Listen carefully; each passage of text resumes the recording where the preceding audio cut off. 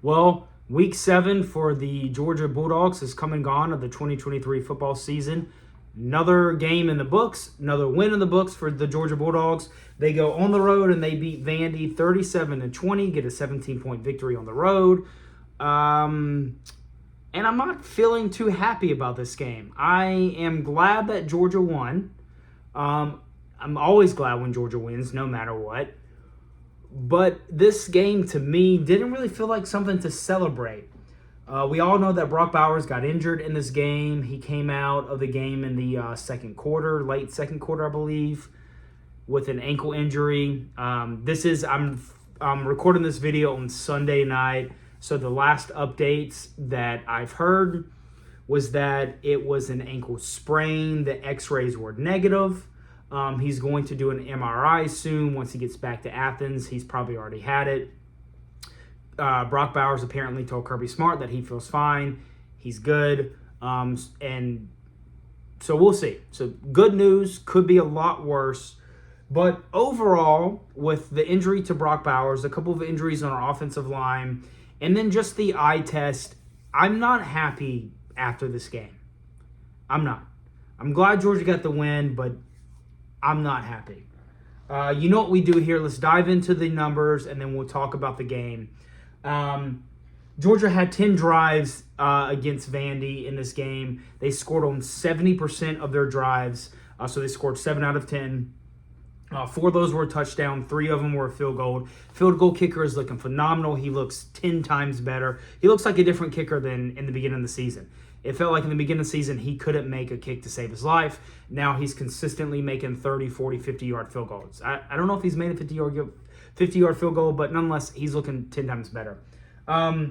So we score a touchdown on 4 of our drives, kick a field goal on 3, and one of the drives was the end of the game where we kneeled down, victory formation. Could have easily went in. If we wanted to run the score up, they could have easily scored. We were well within the Vandy's half. I think we were in the red zone. But nonetheless, victory formation in the game. The other 2 were turnovers. And that's what I don't like in this game. First off, we should be able, those 3 field goals should be touchdowns against Vandy. I mean, there's no reasons not to score a touchdown against Vanderbilt. Plain and simple. It is what it is. But those 2 drives, our first drive that we came out, we fumbled the ball. Vandy picks it up. And then Carson Beck throws another interception late in the game. I think it was the 3rd or 4th quarter. Just a poor decision. Just a bad decision overall. Should not throw that ball in that kind of coverage. And in my preview prediction, I said the keys to this game that I wanted to see was ball protection, no turnovers. Let's get out of this game. Let's go home back to Athens with no turnovers. We'll get Let's get Brock Bowers a solid 100-plus yard game with a touchdown or 2. Let's work Ladd McConkey back into the game with a couple of other with these other receivers, and let's maybe get our starters or our secondary some experience. You should be able to do that against a team like Vanderbilt. Give credit to Vanderbilt. They stuck around. They played hard. They played this game hard from start to finish. And Georgia just didn't look good. At no part in this game, Georgia looked good. Carson Beck was 29 for 39 for 1 interception, so 74% completion rating. He had 261 yards on the day with 1 touchdown pass. He was also sacked twice. Rushing, I liked what I saw by Dejon Edwards. He had 20 rushing attempts for 147 yards, and he was 7.3 yards per attempt, and he had 1 touchdown. Kendall Milton slowly working his way back in. He was 5 for 53, so he had 5 attempts for 53 yards. 10.6 average with also a touchdown for him. Passing-wise, Dominic Lovett Looked good. He was 9 for 72 yards with 1 touchdown. Lad McConkey made an appearance again. He's slowly working his way back in, which I'm always happy to see. Four receptions for 58 yards, no touchdowns. And Brock Bowers, which I mentioned in the game, he left early. He left it in the first half. He had 4 receptions for 22 yards. And I'm going to come out and say it. What was that play call? The call that the play that Brock Bowers got injured on. What was that play call? Why are we calling that kind of play? Now, I get any player can go out there and get injured on any play. A player could get injured getting up off the bench and pulling a back muscle. Like, anything could fucking happen. I get that. But what are we doing with the trick plays in this game? Why are we trying to run a wildcat trick play misdirection against Vanderbilt? There's no reason for it. Just line up and run against Vandy or throw against Vandy. There's no reason for all this trickery, misdirection. There's no reason to even have Brock Bowers in that position situation where he's getting tackled by the fucking shoelaces out of bounds. Like there's just I don't get it. I don't get it. And I understand my frustration is coming from the fact that he was injured, but I didn't like that. We had 2 plays like that where we kind of tried to be tricky with a play and create some misdirection, and both plays ended up in poor results. That Brock Bowers play, we got 9 yards. He might have gotten the first down, but he was injured. The second play came in the second half. I don't know who had the ball, but we got like a 2-yard gain. So that, I mean, I didn't like that call. And I was very pissed off about the type of play calling, because there's no excuse to run that type of play. We're playing Vanderbilt. You're already winning at that point. There's no reason to create misdirection. Just line up and run the fucking ball. Or line up and just pass. Carson Beck is looking phenomenal. Even up to this point in this game, besides the fumble, he is looking phenomenal. Just pass the fucking ball. Stop with all this, look over here, we're going over here, we're going to hand the ball off, run this way, pass it to the other one, he's going to run it. There's no reason for that. There's no reason. You're playing Vanderbilt. Line up and just fucking play football. I didn't like that. I did not like that play call. I don't know why we did that. There's no reason for that kind of play calling, especially in this game. And now that may have cost us the best player in college football. We'll see. I'm hoping for the best. Fingers crossed that Brock Bowers can come back within 2 weeks. I'm glad that we have a bye week this next weekend, but ridiculous. So that's the numbers. Carson Beck numbers weren't bad. I mean, they were decent. They were good. They were average, what you want to see. But getting back to just my overall thoughts of this game, I didn't like it. There's nothing good to take away from this game except for the fact that Georgia won. That's it. The only good thing to take away from this game is that Georgia won. Plain and simple. Eye test, they didn't look good. That first drive for Georgia's defense against Vanderbilt, they got picked apart. Our secondary got picked apart. That quarterback for Vanderbilt, I thought he was in the league. I thought we were going up against an NFL-type quarterback. He passed all over us. We could not stop him. Receivers were left wide open. They would catch a ball and then run for 3 yards. I was actually at work during the first quarter, the first 2 drives.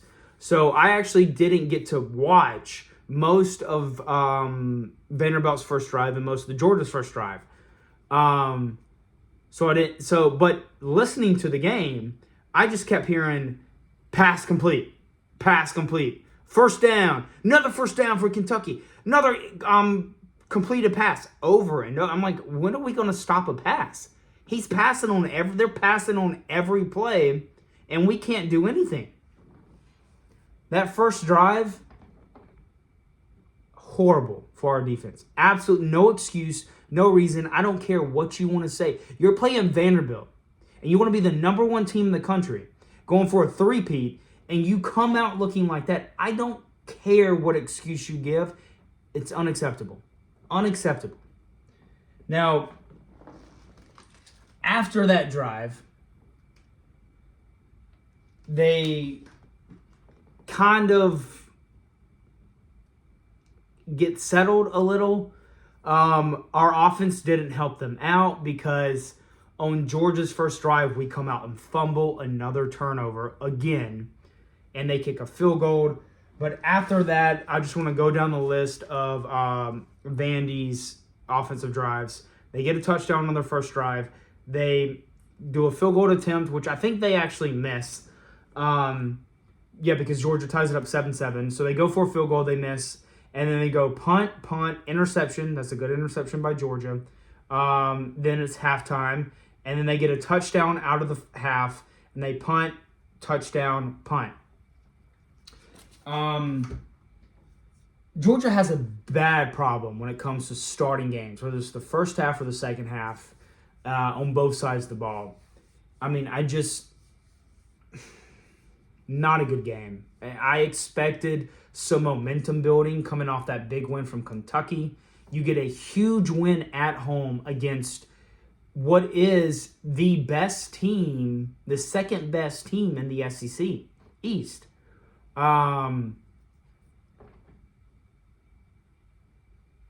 So second or third best team in the SEC East. So, and then you come into Vanderbilt as a 31-point favorite, and you play like that. And if you don't think that type of play that we have today is a problem, then don't be surprised when we catch an L in the SEC championship game or in the playoffs. Don't be surprised when we play Ole Miss or Tennessee in the future and we lose. Today's type of play, not today, yesterday's play is unacceptable. And it was very lackluster.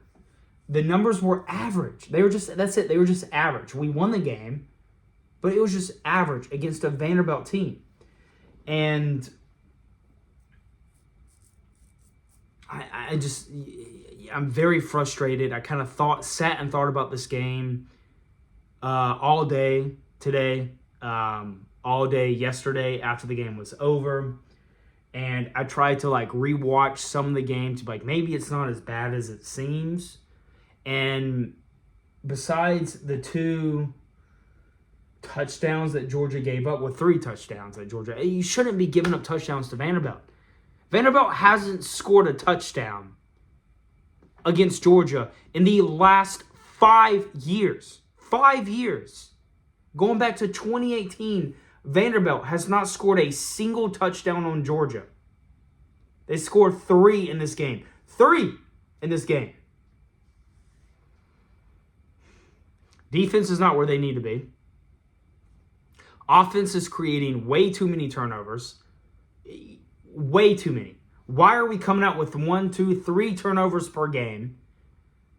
The only thing going for Georgia at this point is special teams. Our kicker is finally starting to figure it out. Micaiah Muse is phenomenal on the punt return and kickoff. He will go for a touchdown at some point. He may go for 2 or 3. It would not surprise me for the end of the season, Micaiah Muse has 2 punt returns for a touchdown and a kickoff return for a touchdown. It would not surprise me. Because just not good. Not good. And I really don't want to overreact to this game because it is against Vanderbilt. The best team that Georgia has played so far, which is Kentucky. I mean, without a doubt. The best team that Georgia has played this season is Kentucky. And they look the most dominant. That is the promising thing. That the most dominant team that Georgia has played against, they look the most dominant. But every other game, it's just it leaves. I come away from the game with more questions. Why are we making certain decisions on offense? Why are we continuously turning the ball over? Why can our defense not get a stop in the red zone? Why does it feel like not our secondary, but like not our safeties, our deep safeties, but like anywhere from 5 to 10 yards, we have no way to stop the offense.